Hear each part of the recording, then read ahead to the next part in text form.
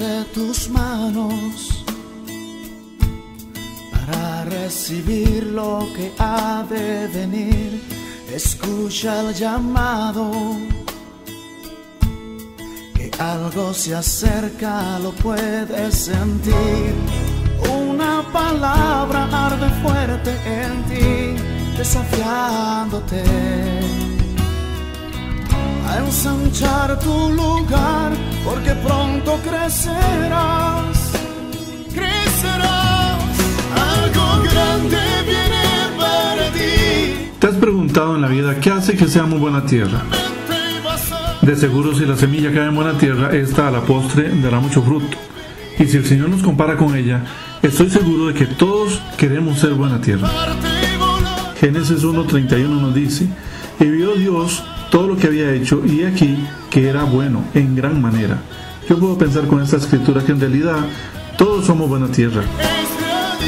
Cuando Dios terminó su creación, vio que todo era bueno en gran manera, y tú y yo somos su creación, y para Él de gran valor, de gran estima. El Salmo 100, verso 3 dice: reconocer que Jehová es Dios, Él nos hizo y no nosotros a nosotros mismos. Pueblo suyo somos y ovejas de su prado.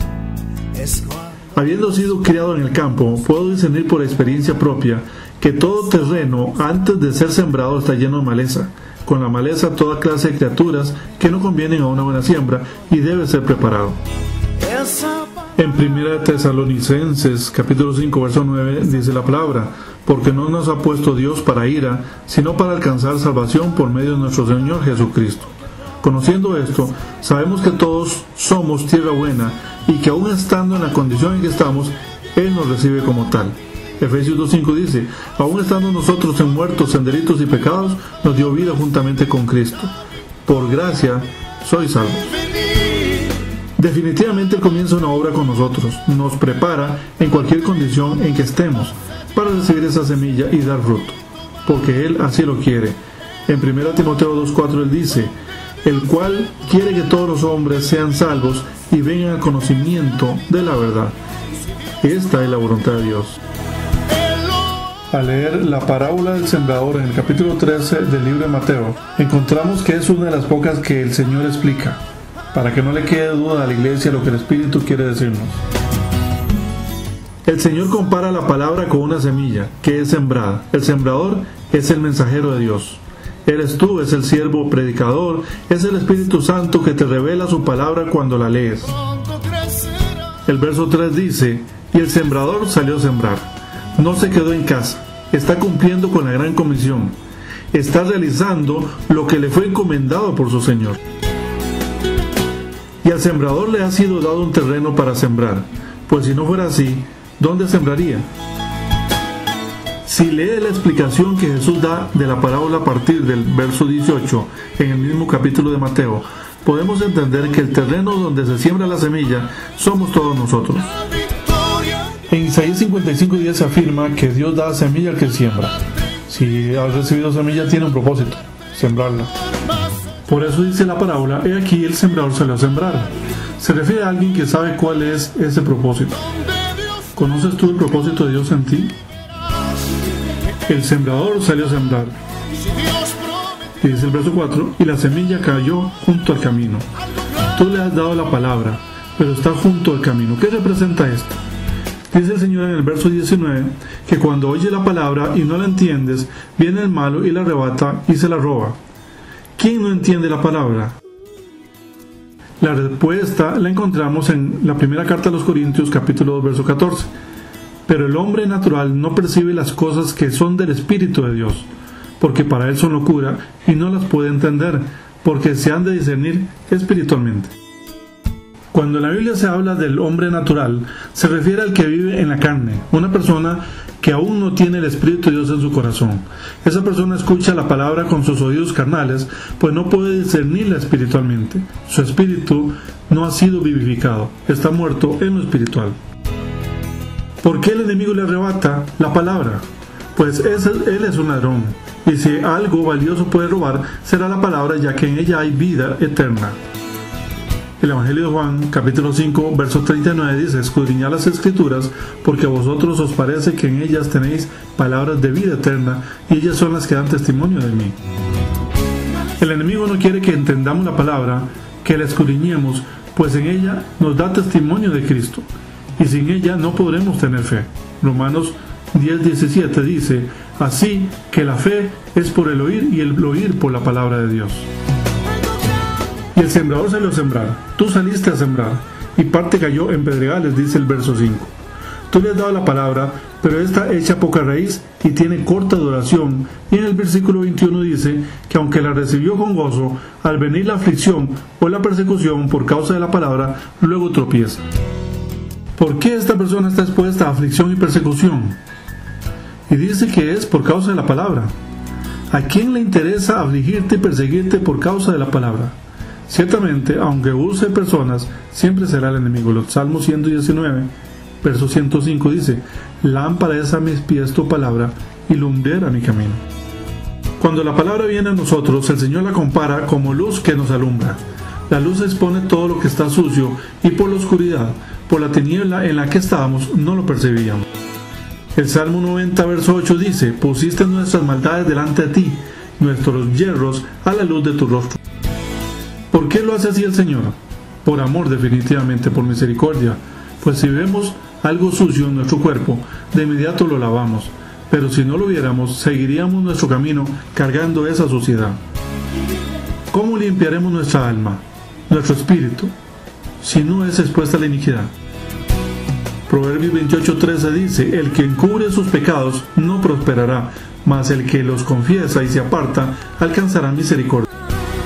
Al ser expuesta a la iniquidad, podremos limpiarnos, lavarnos en la sangre del Cordero, que nos limpia de toda maldad. Primera de Juan, capítulo 1, verso 7, dice: pero si andamos en luz, como Él está en luz, tenemos comunión unos con otros, y la sangre de Jesucristo su Hijo nos limpia de todo pecado. Estas personas, a las cuales el Señor compara con piedras, tienen el corazón duro a causa del pecado. No han sido libres aún, y el enemigo usa sus heridas, sus pecados, para acusarlos. Les envía constantemente acusación a sus mentes, recordándoles su pasado, pues no lo han entregado aún.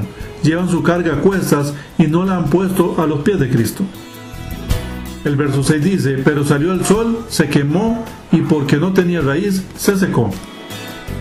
Esta semilla sí germina, pero al ser expuesta a la luz, se quemará. Dice que por haber poca tierra, por no tener raíz, no se podrá arraigar, pues el portador no es tierra fértil, es duro como piedra. Y el sembrador salió a sembrar nuevamente. Tú saliste a sembrar, dice el verso 7, y parte cayó entre espinos, y los espinos crecieron y la ahogaron. Tú le has dado la palabra, pero el que fue sembrado entre espinos, este es el que oye la palabra, pero el afán de este siglo y el engaño de las riquezas ahogan la palabra y se hace infructuosa.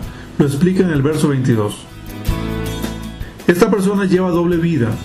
Se congrega, escucha la palabra, pero su contacto con el mundo, el afán de este siglo, le dañan, pues no lo quieren dejar. Santiago 4:4 dice: oh almas adúlteras, ¿no sabéis que la amistad del mundo es enemistad contra Dios? Cualquiera pues que quiera ser amigo del mundo se constituye enemigo de Dios. No podemos hacer amistad con el enemigo ni alguna clase de convenio creyendo que le podemos dominar. La realidad es que el Espíritu nos advierte de la consecuencia fatal de ese desenlace. No podemos amar a Dios y a las riquezas de este mundo. No es que las riquezas sean malas. Siendo hijos del dueño del oro y la plata, al afirmar eso, estaríamos diciendo que Dios es pecador. Es cuestión de quién domina a quién. Si recibes bendición y te enseñoreas de ella para hacer la voluntad de tu Padre Celestial, Él te bendecirá más sobreabundantemente de lo que pensás o pedís. Si las riquezas se enseñorean de ti y por causa de ellas dejas de hacer la voluntad de tu Padre, has caído en el pecado de idolatría.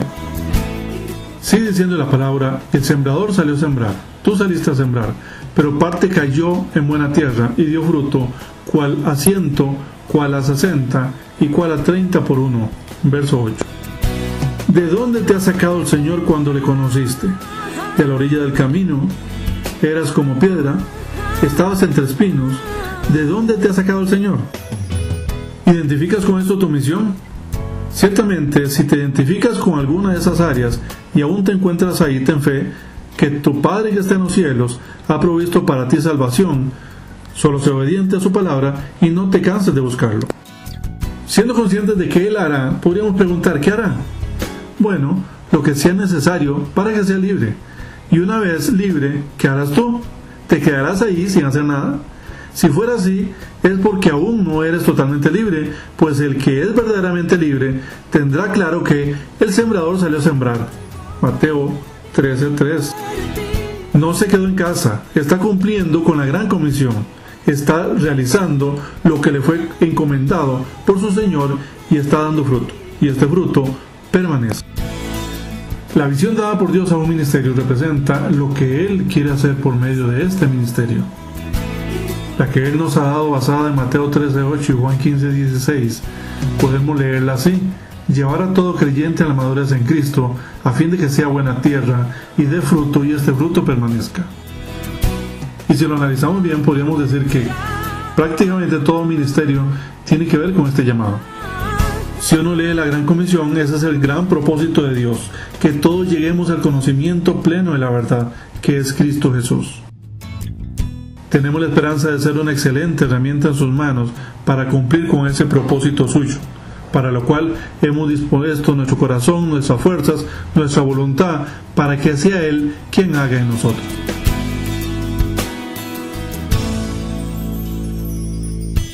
Extiende tus manos para recibir lo que ha de venir. Escucha el llamado,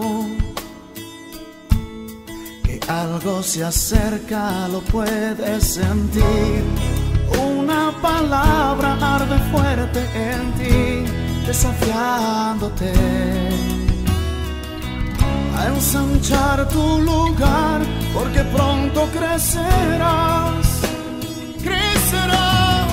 Algo grande viene para ti. Has creído fielmente y vas a recibir.